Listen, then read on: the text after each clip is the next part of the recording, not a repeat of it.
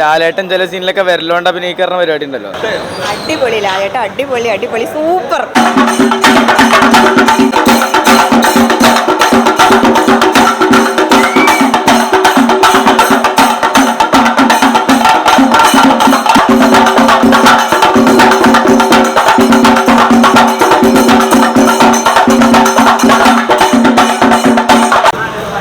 Hello guys, ഇന്ന് March 27. നമ്മളിന്ന് ഏത് മൂവിയുടെ റിവ്യൂ എടുക്കാൻ വന്നതെന്ന് നമുക്ക് ഊഹിക്കാവുന്നതേ ഉള്ളൂ. മലയാള സിനിമ കാത്തിരുന്ന നമ്മുടെ ഇന്ത്യൻ സിനിമ കാത്തിരുന്ന മോസ്റ്റ് വെയിറ്റഡ് മൂവിയാണ് എമ്പുരാൻ. അപ്പോൾ എമ്പുരാൻ്റെ റിവ്യൂ നമുക്ക് ചോദിച്ചറിയാം. തമോഗോളങ്ങളുടെ എമ്പുരാൻ.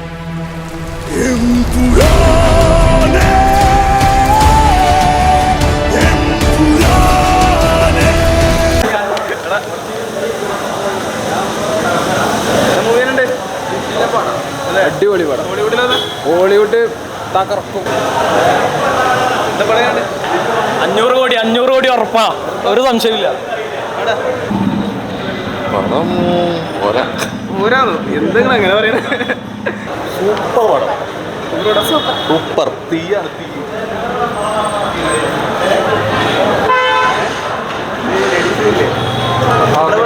അടിപൊളി പടം ആയിക്കും. അടിപൊളി അടിപൊളി സൂപ്പർ ഹോളി കുഴപ്പമില്ല. ഹോളിവുഡിലെത്തിയോ പടം അടിപൊളിയാണ്. ഹോളിവുഡ് ടച്ചൊക്കെ ഉണ്ട്.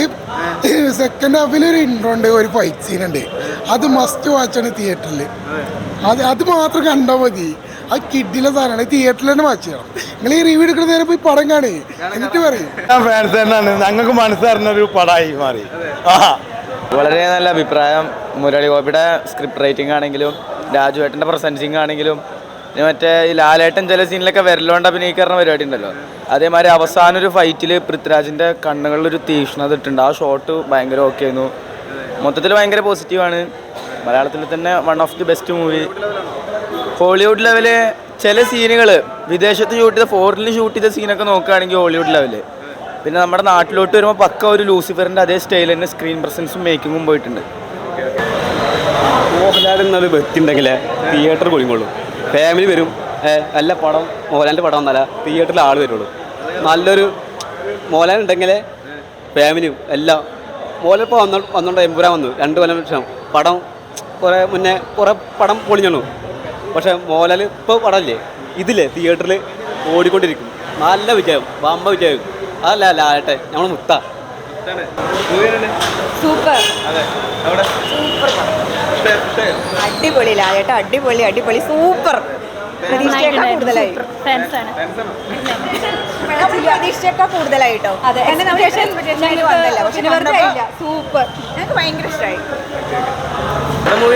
ഒരു രക്ഷയില്ല പടം എന്ന് പറഞ്ഞാൽ. പൃഥ്വിരാജിന് ബ്രില്യൻസ്, സംവിധായകൻ, മേക്കിങ്, എഡിറ്റിങ്. അവൾ പറഞ്ഞ പോലെ തന്നെ വിദേശ രാജ്യത്തിൽ പോയി ഷൂട്ട് ചെയ്യണം എന്ന് പറഞ്ഞു. എന്താണ് പടം എന്ന് സിനിമയിൽ ഇരുന്ന് നമുക്ക് അയാൾ അനുയോജ്യമായ പ്ലേസ്മെൻറ്റ്. ഒരു രക്ഷയില്ല. എത്രയും പെട്ടെന്ന് ആൾ റിക്കവർ ചെയ്യും. കാരണം ആൾക്കാർ ആരാധകർ ആവശ്യപ്പെടും പടം കാണണം. ഐമാക്സിൽ പടം എടുക്കാൻ വേണ്ടി പൃഥ്വിരാജ് ആവശ്യപ്പെടാനുള്ള കാരണം അതിൽ പറയുന്നുണ്ട്. വിഷ്വൽസ് ട്രീറ്റ് തന്നെയാണ്. പിന്നെ മോഹൻലാലിനെ കുറിച്ച് പറയേണ്ട ആവശ്യമില്ലല്ലോ, തകർത്തു. സയ്യിദും മസീദ് വേറെ ലെവല്. എഡിറ്റിങ് അത് പറയും. അതൊരു സസ്പെൻസ് ആയിരിക്കണം. നിങ്ങൾക്കൊക്കെ സസ്പെൻസ് ആയിക്കോട്ടെ, അതൊരു വെറൈറ്റി സസ്പെൻസ് ഉണ്ട്. ഈ പടം കഴിഞ്ഞ ഒരാൾ പോലും പറഞ്ഞില്ല ആരാണ് കാമിയ റോളെന്ന്. അതാണ് പടത്തിന് ബ്രില്യൻ്റ്. പക്ഷെ എല്ലാവർക്കും അറിയാം ആരാണത്, പക്ഷെ പറയില്ല. സൂപ്പറായി. Okay, thank you.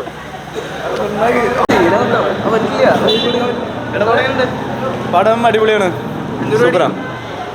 എന്തടിക്കും? 1000 കോടി അടിക്കില്ല, 500 കോടി അടിച്ച ഭാഗ്യം. സൂപ്പർ, കുഴപ്പമില്ല.